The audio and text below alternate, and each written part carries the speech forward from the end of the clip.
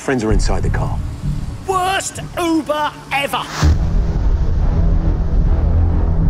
always wanted to be a spy. You'd be a rubbish spy. I'd be a great spy, I'd just blend in.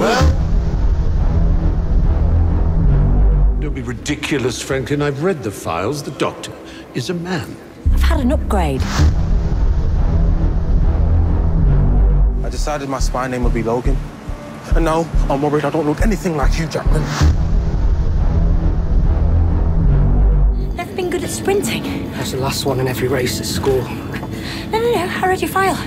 You're a champion sprinter.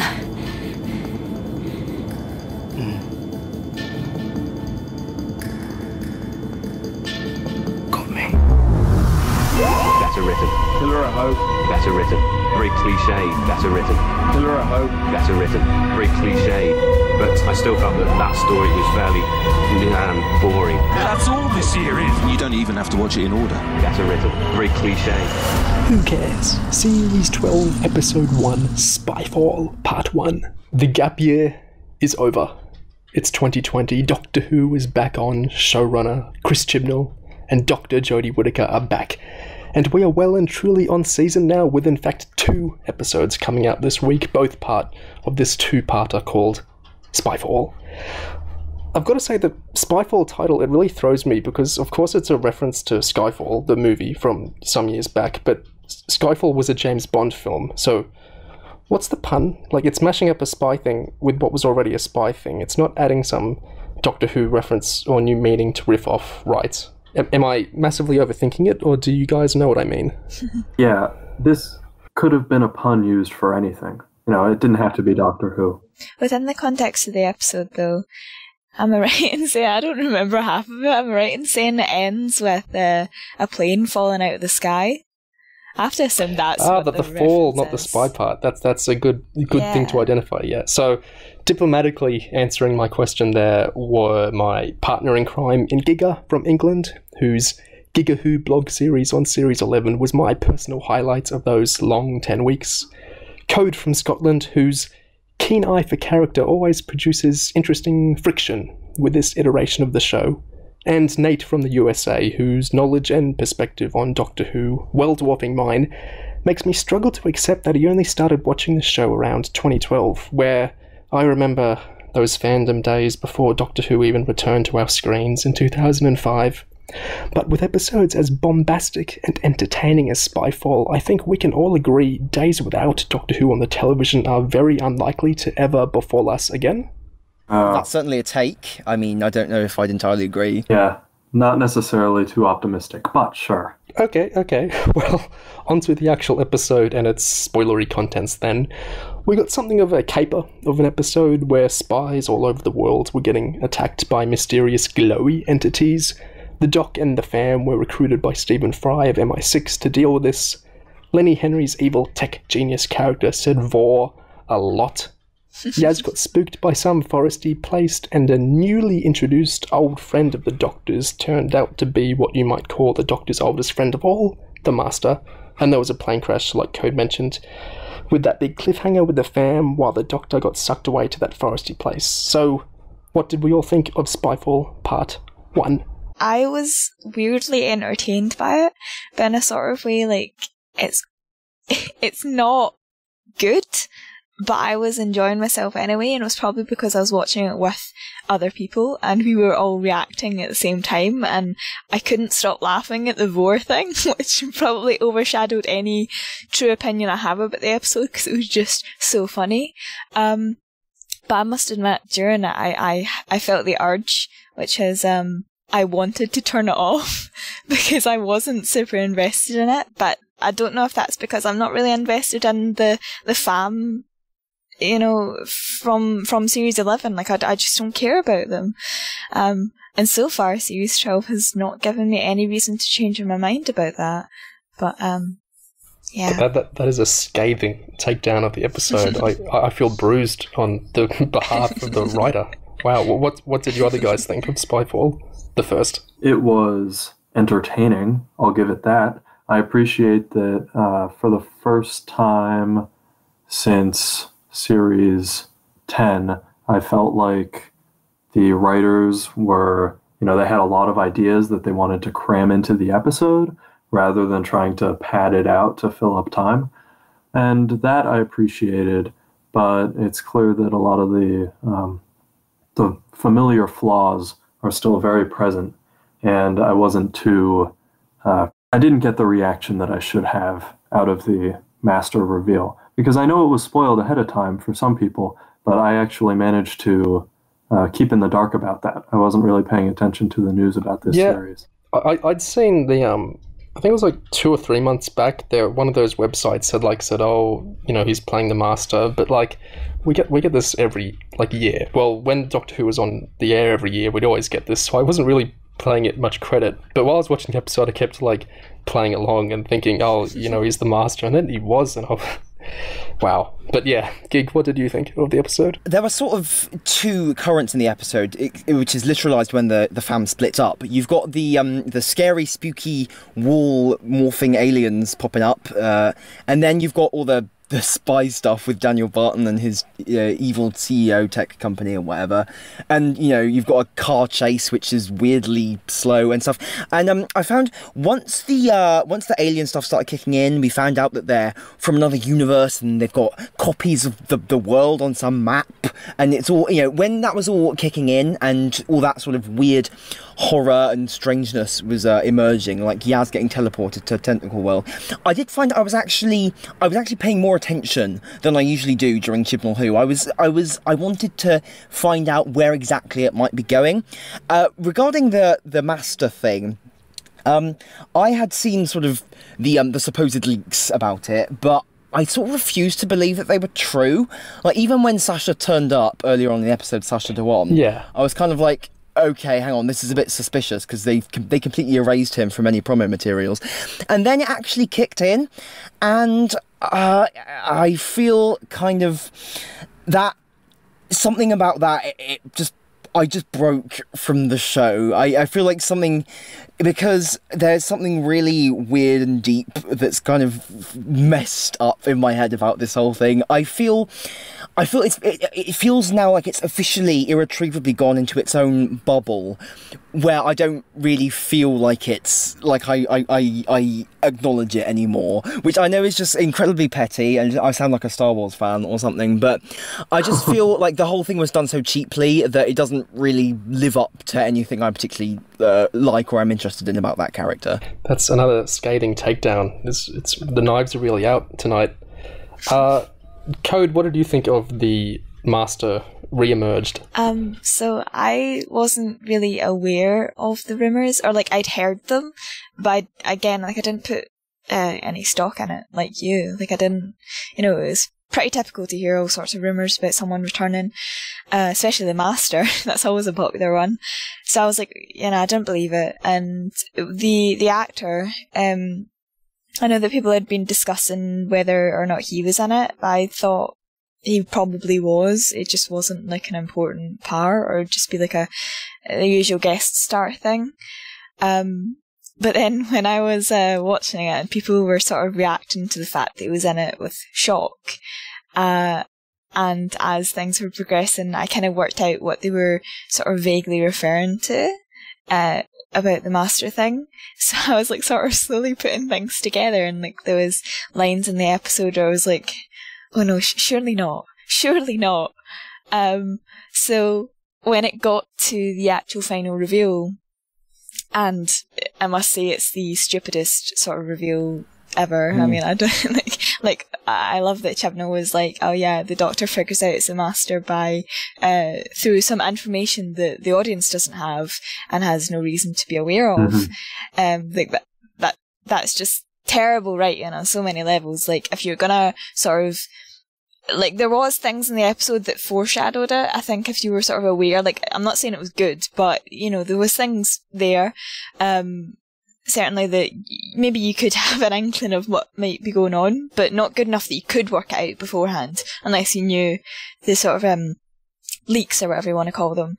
But in terms of the actual the sort of most important moment where the Doctor has that realization, there was nothing that the audience could have guessed from that. So that I thought that was ridiculous, and also she figures out because he claims he's not a good runner. Like, oh god, anyway, I just thought that was really dumb. And then the actual master reveal happened, and I was just kind of in shock and denial because it was really bad. Like, he came across as like a sort of parody almost of Sims Master, but the worst possible bits of him, because at least Sims Master had some sort of depth beyond the sort of absolutely bananas off his rocker sort of shtick. Like, and I'm kind of worried that that's all we're gonna get from this master, and I think we've reached a point in Doctor Who where a lot of what we're seeing now is largely influenced by like New Who. You know, despite the fact that Chibnall obviously watched Classic and knows about it, you know, he certainly does. I feel like Series 11 and Series 12 are just building off of this sort of version of the show that sort of ignores everything that came before, which means you sort of lack a lot of nuance in a way, and I don't know, I wasn't keen on it. There's two things I want to touch on there. The first is the lack of foreshadowing, not just in the sprinting thing, which I don't know what the intent was there, but I found that absolutely hilarious. It being such an innocuous little thing there. If that was meant to be funny, Chibnall really succeeded in entertaining me with that.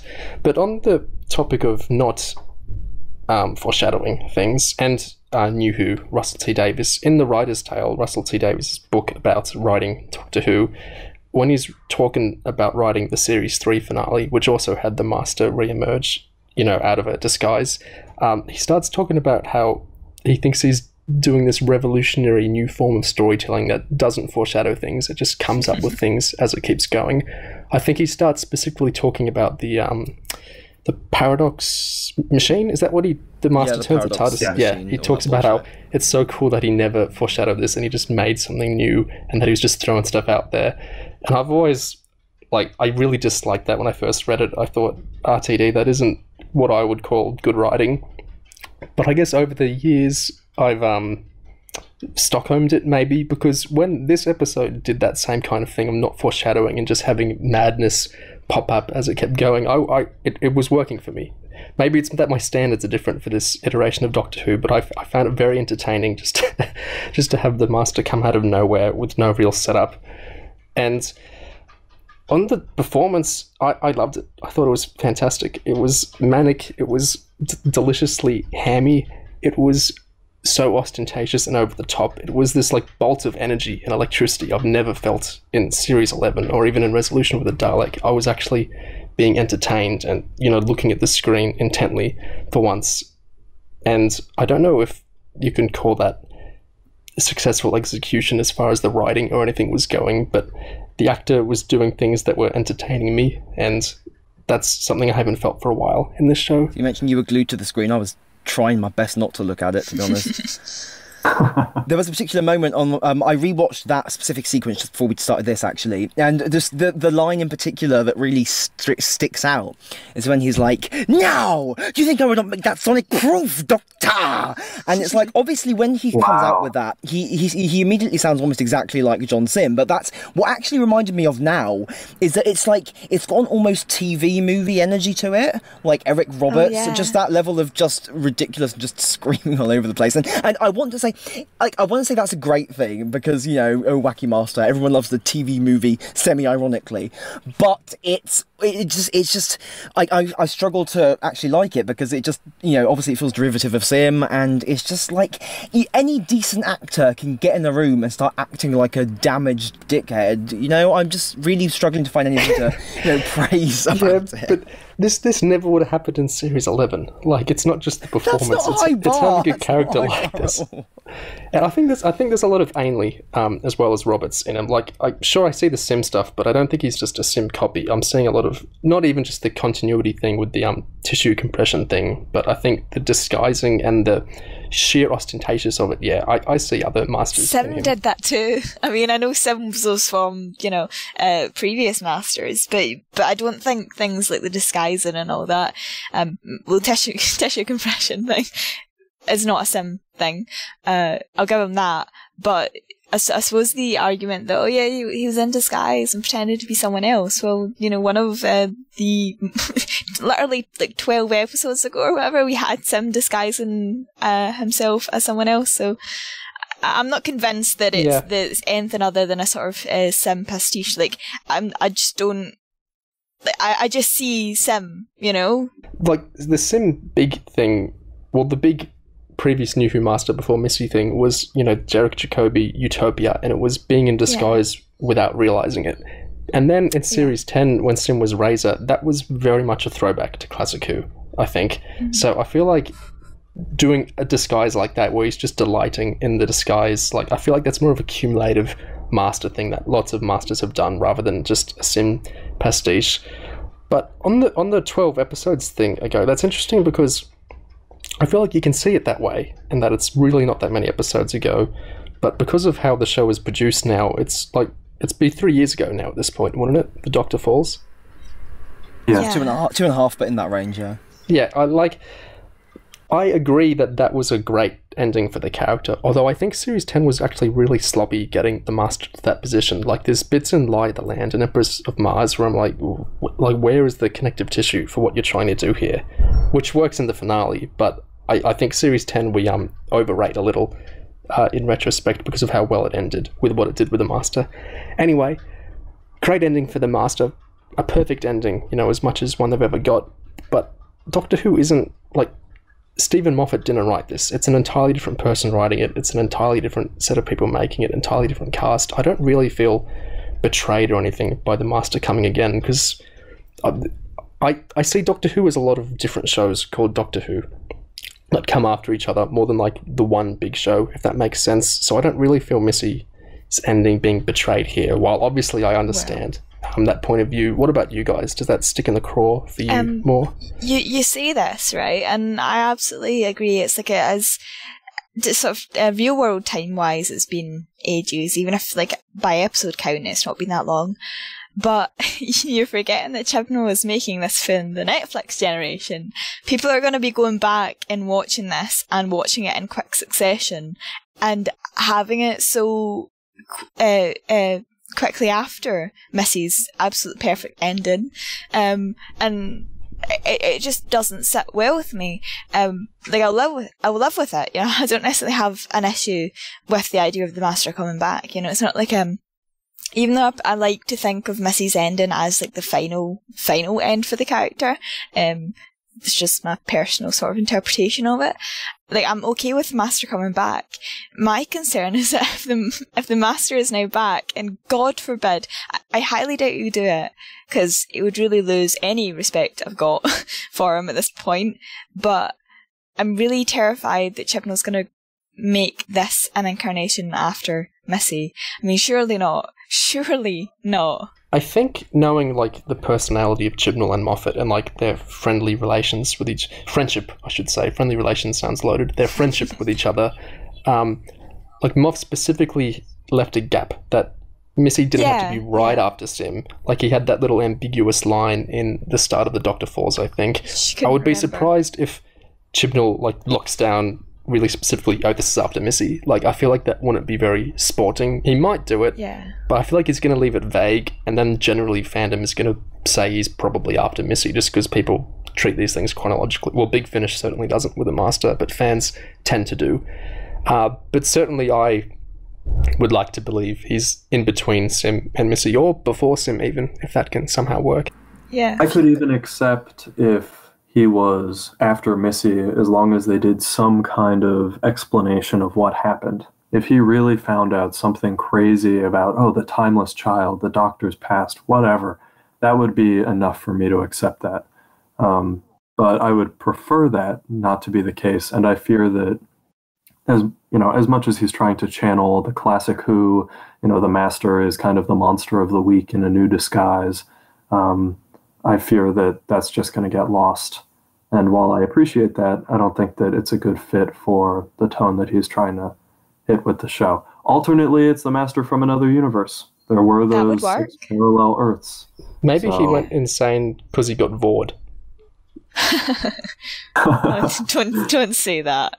It's horrible. on the topic of the timing of this, which we've kind of been getting into with the whole Missy thing, what my feelings on the subject is that it's not really the fact that Missy died and had her ending there, and this is like 12 episodes later. It's not that soonness aspect that really bothers me in itself. Like Code, like I don't necessarily mind the Master coming back in some form, or, you know, pre-Missy or whatever. But when I look at it, it's like we're on the third sort of fully fleshed out incarnation of the Master in New Who now.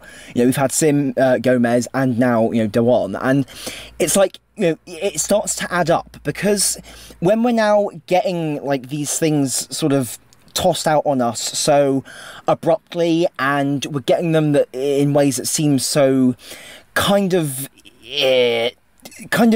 obviously so derivative and stuff, it starts to feel kind of cheap. Like this is something that's depreciating in value, because the Daleks aren't scary again.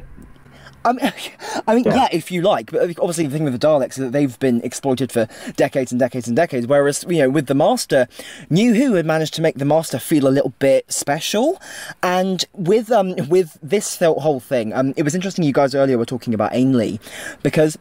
Well, Ainley and Sim, because, and also something that you touched on, which is that his behaviour in this disguise thing was kind of a cumulative Master behaviour, because that reads to me as kind of a generic Master behaviour, because Ainley was doing that stuff too. And this leads me to my actual point, which is that the most hilarious observation I saw made about this episode was that it was less of a Utopia moment and more of a Time Flight moment, because the Master it's essentially the JNT Ainley era, sort of Colin Baker era kind of way of working with the character, which is they just sort of, the Master basically pops up in some story and has some ridiculous plot to try and kill the Doctor, and then they're out of the way, and it's the monster a week is some stupid alien who's working with the Master, and then it's all out of the way again. And the thing about that is, while they did that a bit in the Delgado era, and I thought that was basically fine, because back then he was a different kind of character. They had an end point in mind for his character, which they tragically didn't get to do, and it was only after that point, when they started doing it over again with Ainley and stuff, that it started to really wear and just get a bit ridiculous. And to feel like we're going back to that starts to feel like the show is inching back towards the status where it doesn't necessarily have any interesting new things to do with this stuff. It's just doing things again because they've been done before. Was series 11... you're struggling with this because you really loved this reveal, right? I feel like I'm being cruel to you by just... No, it's okay. Like, I really was enjoying it. I really enjoy him. I enjoyed the last 5 minutes of this episode, but I'm still self-assessing, like, to what extent it is I was getting so little out of this vision of the show in Series 11 that injecting such a cliche kind of, like you said, actors acting damaged, actors just being baddie like that. Like, I'm not defending it as excellent or anything, but it was entertaining me, and I haven't felt entertained for so very long with this show. Like, I wonder if this was in Series 11, how much more critical I would be of it. It's like I've been kept in a cage, and someone started, being a clown outside my cage, and I'm just so happy that there's stimulus for me now. You know what I mean? That's a really good point, actually, because so I don't, with Spyfall, I'm not convinced that it's good, but on the same note, I don't know, it made me feel, it wasn't necessarily like positive emotion. Like, I wasn't watching and going, wow, this is really good, but I was like sort of laughing at the absurdity of it, and that in itself is remarkable, because we're coming off the back of Series 11 and Resolution. Was there anything else? No, no, there wasn't anything else, was there? We're coming off the back of that, and when I was watching those, I felt empty, I felt absolutely nothing when I was watching Series 11, and that was depressing, because it's like, I love Doctor Who, of course I love Doctor Who, I'm on a fucking Doctor Who podcast right now, but when I was watching, I just couldn't have any, even when I was sort of annoyed at some of the things they chose to do in Series 11, it wasn't genuine anger, it wasn't passion, it was just sort of like, I was just drained by so much of it. Yeah, I was so disappointed in it that, there's still an episode I've still not watched the one with the Pating all the way through, because I have no motivation. I've watched the Pating cut, a super cut of it, of just the Pating, but I've not watched the episode the whole way through because I have no motivation to do it, and I hate that Doctor Who made me feel like that.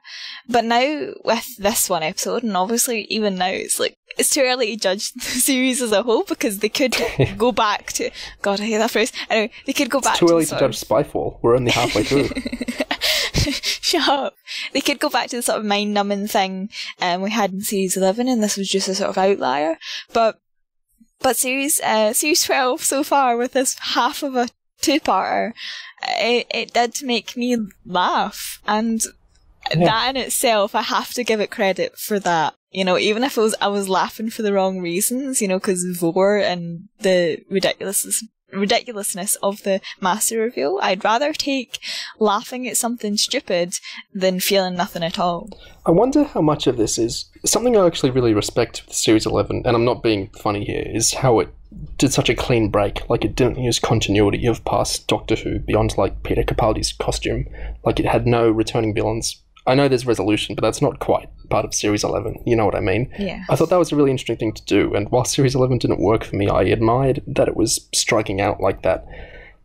Series 12, going back to the continuity stuff, I guess it's a regression in some ways, but doing the same thing as Series 11 would have also been, a repetition in some ways. There was no, undeniably admirable way to go from here, whether it was keeping being new or going back to the past. But when you do go back to the past, fans have so much, not always attachment, but they have so many opinions over these things being used that it just generates so much more passion, even if it's negative, over these things. Like, we're talking so much about the Master, but we're barely touching on the rest of the episode, and it's because, using these continuity things, it engages fans one way or another.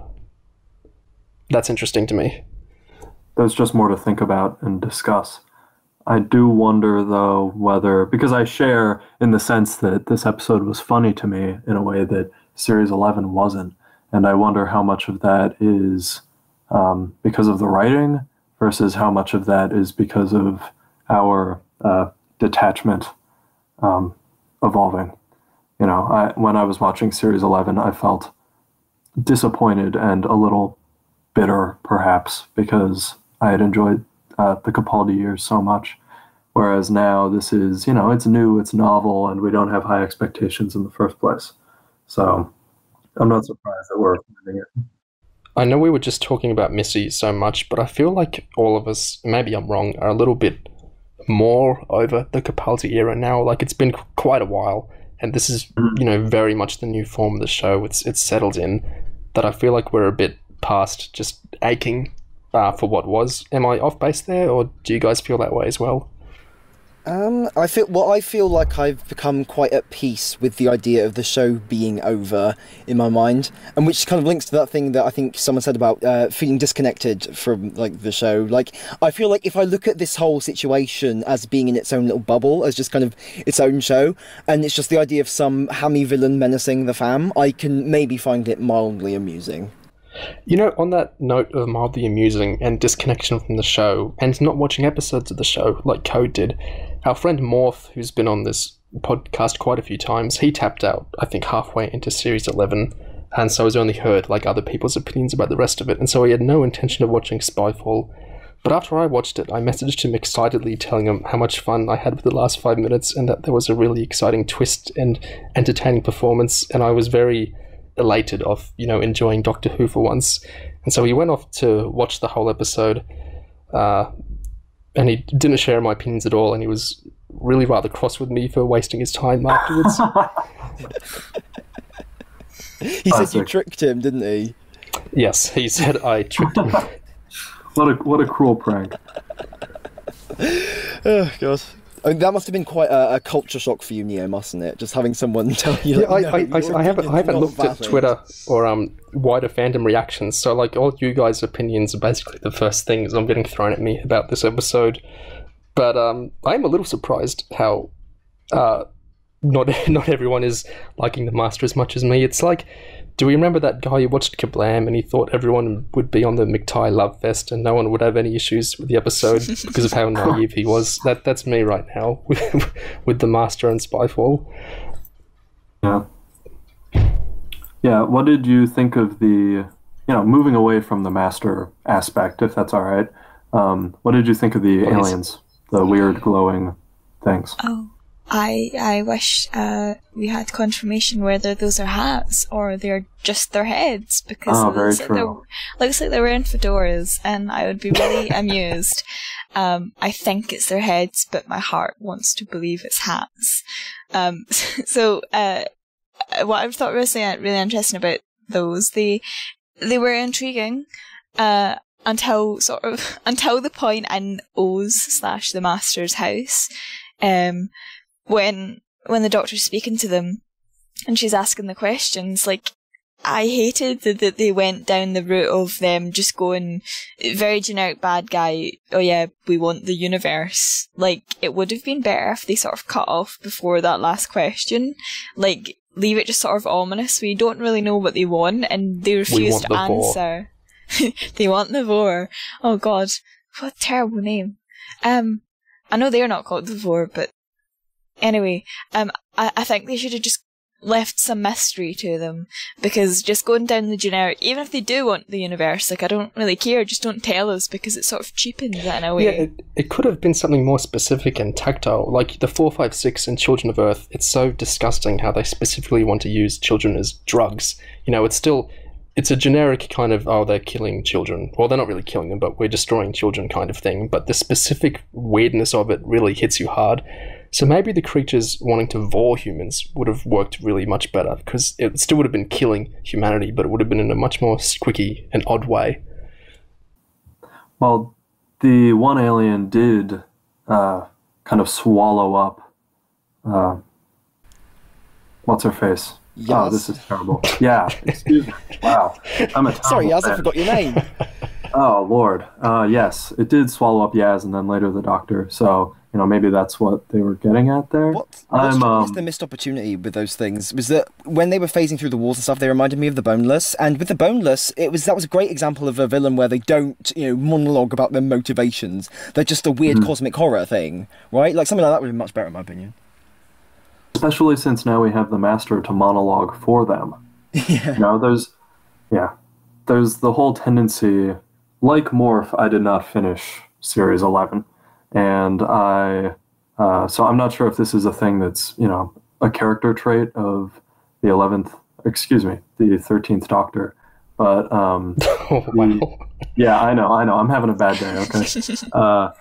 The tendency to just immediately confront the bad guy. Like, when they did all that work to infiltrate the party, and she immediately blew their cover by just asking him all these questions and giving him no out. He was just double down on the "you're crazy, get away from me." I was like, what is she doing? Is this just lazy exposition, or I don't know. I mean, her whole plan in this episode, when she told the companions that, okay guys, I'm gonna send you two to fucking Australia or wherever it was, I'm gonna send you two off to do some spying here, and we're just gonna split up the TARDIS team. Her whole modus operandi in the episodes, like, I've given up trying to understand. Like, ever since Resolution's firing a supernova at a guy, I'm just like, she just does whatever the hell. There's no strategic logic to this.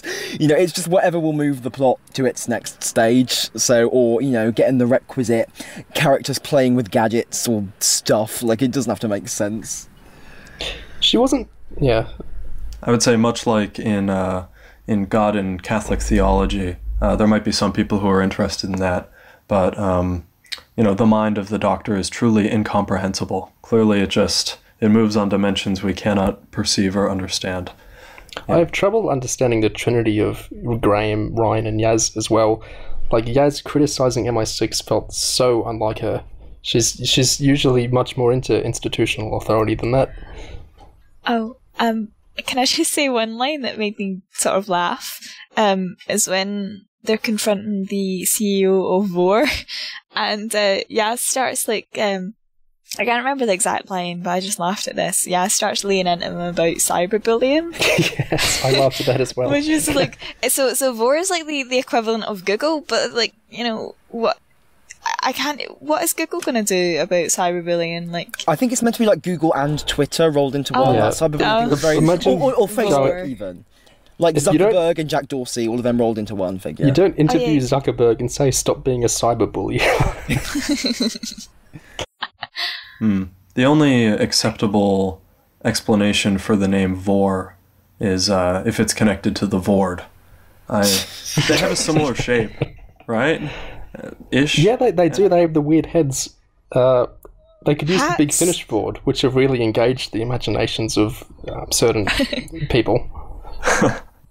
Oh, speaking of a Big Finish, there was points in the episode I wasn't really consciously thinking about it, but certainly the car chase scene, I was just sitting there going, you know, you could remove the visuals from this entirely and still understand what was going on, because they were still narrating what was happening.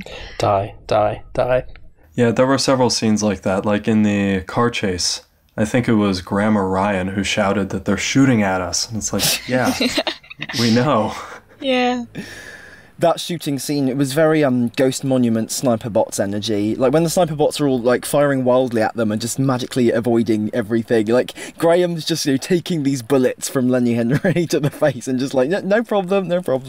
We're getting shot at. It's fine. Yeah. I maintain that it's a bananas. cost-cutting measure. With how they do the additional audio description thing? Yeah, like how if you're blind, you can still watch Daredevil because there's like a narrator that explains how he's punching people on that. Why not get two birds with one stone and just have a regular episode of television describe stuff enough that you don't need to pay any extra for that? I think that's what Chibnall's getting at. It's really quite accessible. I almost admire him for it. Yeah, like I don't actually have an issue with it. I feel like it could be better integrated a little, because it is really odd to sort of, because it is it's almost like they're just spouting exposition or whatever. Like I don't know if that would be the word for it, but I don't have an issue with it. Like I'm not angry about it. I think it's fine. I think the more pressing issue is, why do a car chase if you can have it be so low tension and slow and boring, and then just all randomly stop as soon as the guy gets to a warehouse and just forgets that he was in a car chase 2 seconds ago? There's so much of this episode I have no idea how it was meant to land. Like the foresty place, Yaz gets like major depression over going to. Like, what was the issue there? It was just a slightly weird place she was in for a few minutes. Like, she's a cop. I'm sure she's been in weird places all the time, and it felt a bit shitty for a few minutes. But she's like crying afterwards. I'm like, have I missed something? Was this like a rant score-esque? Like it was psychologically pounding in her head or something? Like, why was she so upset by the place? What did I miss there? I'm just assuming that was the case, that it has some sort of like psychological effect. Because we needed this narrated at us. Why wasn't there any audio describing this? I could get like if she was stuck there for hours, but she wasn't. So I don't know. But I'm just going off the belief that for some reason the place, the dimension or whatever she was sent to, is not for human minds to comprehend. So I think there's something so entertaining about the thought it was going to be about some major dramatic development. I thought it was maybe Graham like a dying. series. Yeah, you thought someone might die, and it turns out it's just Yaz getting sent to Tentacle Forest for 5 minutes. It's just like, well, so much for that. speaking of Graham, I thought it was interesting that they're sort of drawing attention again to the fact that he had cancer before, because I feel like is that going to become relevant now? Because it was sort of forgotten about. Thanks. Okay. Well, that's that then. Yeah, and also they seem to remember that Ryan has dyspraxia and stuff, and that Yaz is a cop because she called herself PC Yasmin Khan. I don't know, like. It seemed like the opening of the episode was basically to get those three things, those traits for their characters out of the way right at the start, just really introduce them all so no one forgets. The only traits. They'll never come up again for the rest of the series, probably. Yeah. Who knows? Just making us aware that they know these are character traits, so that when they forget about them and ignore them completely in later episodes, they can point to Spyfall and go, no, look, we included it. That whole opening sequence with the characters being assembled by the spies, that was such a Moffat riff, because Moffat would do that all the time. Like the Doctor and Clara, or the Doctor and Amy and Rory would be separated, and some external force will drag them together for a new wacky adventure. Except in this case, it was just, some boring people in suits popping up for 2 seconds, and they all get put in the car. It's very much, it's sort of, what if we did this Moffat thing, but really boringly instead? Oh. I'll tell you what, that sort of montage was really interesting because you had all of them making excuses for being away for extended periods of time. And does this mean 13 are for some reason really, really bad at operating the TARDIS? Because I know the Doctor can sometimes land completely off base and be, you know, wrong time zone and everything. But historically, they've also been okay at getting companions back, eventually back to the right time. With Amy, like, she got returned like 5 minutes after she left initially. So what's going on here that they're just completely missing for ages? And I know that with Rose, she was like gone for a year and everything. But this is especially bad. She can't even get 3 of them back in time. Like, it seems to me like Chibnall's maybe paying lip service to the idea that TARDIS travelling interrupts the companions' lives, but the fact that it's basically the same thing for all 3 of them, and it's just done with at the start of the first episode. And it's like, I find it hard to believe it's going to be some huge dramatic stakes thing later on, because it doesn't feel set up for that so far. Speaking of finding things hard to believe, I was before the Master thing, I was amused by quite a few things in this episode, like the Graham being mistaken as the Doctor by Stephen Fry, and the Doctor playing Snap, you know, at the casino-themed party, and all these. I don't know if I was just very overtired because it was like 3 a.m. after a flight and everything that I was watching this, and I was like semi-delirious, and that's the state I had to be in to understand Chibnall's humour. But I was like actually amused by these Chibnallisms for once, and I never really felt that with Series 11. Was that a failure on my end, or were these jokes better than usual? No, it's lucky failure at on your dice, end. unlucky in love. Yeah, exactly. I was really into that. No, sorry, Neil. That's just your end, because I mean, like, again, I laughed at them because it was so bad, but I was never laughing because I was like, wow, this is genuinely funny writing. I think I'm genuinely losing my ability to discern between like what's ironic and what isn't, and what I find funny that's actually funny and what I find funny for not being funny. Like, this iteration of the show is like wearing down my senses. It's grating down my ability to identify things that I like or things that I find funny. I'm just becoming like this recipient of whatever Chibnall is trying to do, and is it increasingly working? I don't. What's happening to me? What's happened to my DNA? Am I 7% Chibnall fan at this point? It's worrying stuff. Yeah, that's your mind on Chibnall, who I'm afraid. There was stuff in the episode that wasn't even meant to be funny, and I laughed at it, like Stephen Fry dying after 5 minutes, because I thought that was really bizarre. Like, why would you advertise him as this big guest star and then he just dies? Like, I couldn't believe they did that. Like, at least with Lenny Henry, he's in it a lot. You know, he's the main or one of the main villains, but Stephen Fry just, I guess they couldn't pay him enough to stay any longer. I wonder how he felt doing this, because he, does anyone know the story better than me? 2006, Stephen Fry, Doctor Who. Does anyone else want to tell this story? Oh, is this where he wrote, or no, I can't remember now. He was commissioned to write a story for Series 2, David Tennant's first series, and he did, but it needed lots and lots of redrafting, and he was overwhelmed by that and had time commitments and was really stressed out about it and whatnot, if I recall the writer's tale correctly. And because he couldn't make an episode slot that they'd had open for a Stephen Fry script, what we got instead in that spot, I've genuinely forgotten. What was it? What filled that Fear spot? Her. Wasn't it Fear Her? Yes, that's right. That's why we have Fear Her. It's because of Stephen Fry. So, thanks, man. So it wasn't all bad in the end. So his relationship to Doctor Who is, you know, enabling us to get Fear Her and then dying a few minutes into Spyfall. So it's an odd one, to be sure. You know, on the point of Fry's character, with him being a generic MI6 boss, and also that bit in that conversation he has where we quickly clarify that Unit and Torchwood are both dead and stuff like that, it strikes me that while obviously when a new showrunner comes on, you expect them to kind of reset the world of the show a bit and not use old characters or not ensconce it in any of that previous lore or whatever, that's completely fine because Moffat did it too. But what strikes me is that Chibnall's version is very his Whoniverse, so to speak, it feels kind of empty. Like, everyone's just playing, like, the sort of placeholder cardboard cutout role. Like, oh, you've got some generic army forces in Resolution, you've got generic one MI6 guy in a room, let's go to GCHQ, let's do this. And it's just, it just feels kind of empty and just kind of lacking a specific identity. Like, you can't imagine, like, if Stephen Fry's character hadn't died, you can't imagine having, like, a Big Finish spin-off, can you? Like, not even that, like, basic level of distinctness is present. Yeah, that's really interesting. I hadn't, I guess now, looking back at the episode, it's very obvious how, the mentions of the cancer at the beginning, and the dyspraxia, and Yaz's job, and now the state of UNIT and Torchwood. This really was a recap of Series 11. Like, much like Series 11 itself, maybe Chibnall's series can be watched in any order. And, you don't need to have seen any of that in order to get that recap.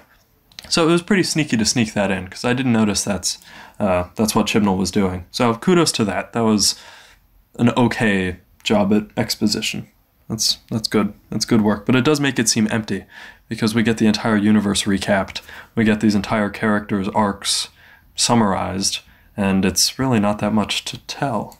Yeah, that's the funny thing, because you're saying, oh yeah, it summarizes Series 11, and you're right, but it just makes it glaringly obvious how little there was in Series 11 that they're able to recap it at all in the first episode of Series 12, because really we don't know much of anything at all about the companions, or certainly the Doctor. There isn't much to tell. It literally is, at this point, the Yaz, Graham and Ryan are literally just policewomen, or whatever you call it. So do you guys think that those mentions of UNIT and Torchwood being defunct is set up for them both coming back in massive form at the end of at some point in the future, do you think? I hope not. Or maybe, I don't know, because, Chibnall was also in charge of Torchwood, so, and he didn't write, okay, well, he sort of did. It was mostly meh episodes, but he has written some good stuff for Torchwood. He has a good sort of handle on the characters, the few that are left. So I can imagine that there's a possibility. I just don't think it will happen, because if Torchwood was going to come back in any capacity, first of all, John Barrowman would dye his hair, and he'd be bouncing off the walls right now.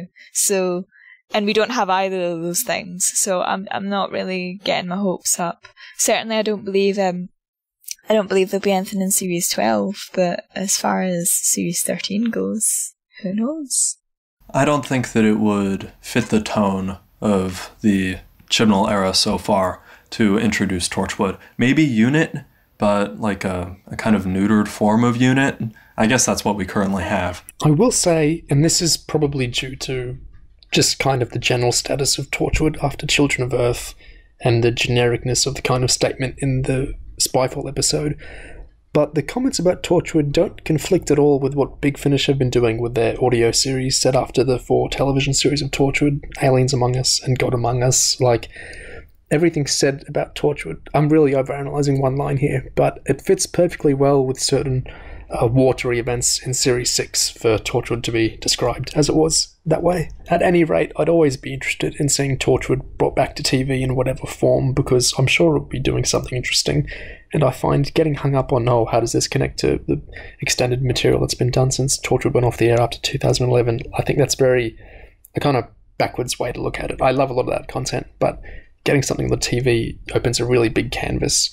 And, I don't know, how was that Torchwood line received by the greater fandom? How was this whole episode received by the greater fandom? I don't really know, beyond this wall of negativity I'm throwing myself against right now. But it seems to me like generally this episode has been kind of well received. Like, you got reviews talking about what a great twist it was, and what a thrilling, exhilarating premiere to the new series it was, and the AV Club review talking about how it's delving into the theme of technology and stuff like that. And it's like, is this what it's going to be like? Are we basically just going to be the few naysayers in, a critically acclaimed series of Doctor Who? a few intellectuals who see it for how it really is. After the episode aired, I was like looking at Twitter, and obviously there's no way to tell how many of these tweets actually were about Doctor Who, but there was like 300,000 tweets about Master. Again, that could be partially, people just using the word generally, but certainly it was trending substantially in the UK. Don't know about anywhere else, 'cause wasn't this also broadcast in America simultaneously? I think so. It wasn't simultaneous, but yeah. Oh, close enough. But certainly, like, which is not uncommon for it to trend and everything. But I went onto the hashtags and stuff and checked things out, and yeah, people seem really positive about it. But then there's always this tough thing where, like, I don't know. It's impossible to tell which of these people who have seen, like, for example, Capaldi's era and everything, like, you know.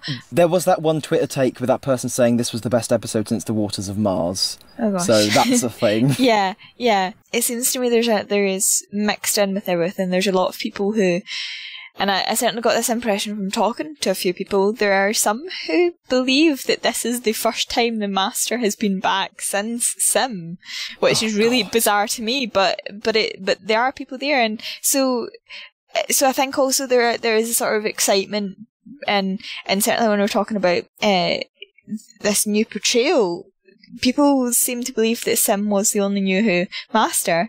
They're not aware of Missy or that Sim came back, so they're sort of comparing these two incarnations that so far seem to be quite similar, except Sim had more depth. Obviously, we've only seen a little bit of this new one, but yeah, so I wonder how much of people's opinions, especially when it comes to that reveal, are influenced. That is honestly the most depressing thing you've told me, that people don't even know Missy happened. That's the sort of thing that really just destroys me inside. And I think I have a feeling that any sort of dissenting opinions regarding Series 12 are just going to be vored by, this deluge of positivity. Oh, he's the founder of Vore. Right now, Vore is more powerful than most nations. Infiltrate Vore. Have a nose around the system. Companies like Vore. Vore seeps into every corner of modern technology. And then there's all the military systems across the globe which rely on servers operated by Vore. Vore. Vore. Vore. Vore. Better written. Pillar of Hope. Better written. Very cliched. Better written. Pillar of Hope. Better written. Very cliched. Better written. Pillar of Hope. Better written. Very cliched. Better written. Pillar of Hope. Better written. Very cliched. But I still felt that story was fairly boring. That's all this year is. You don't even have to watch it in order. Better written. Very cliched.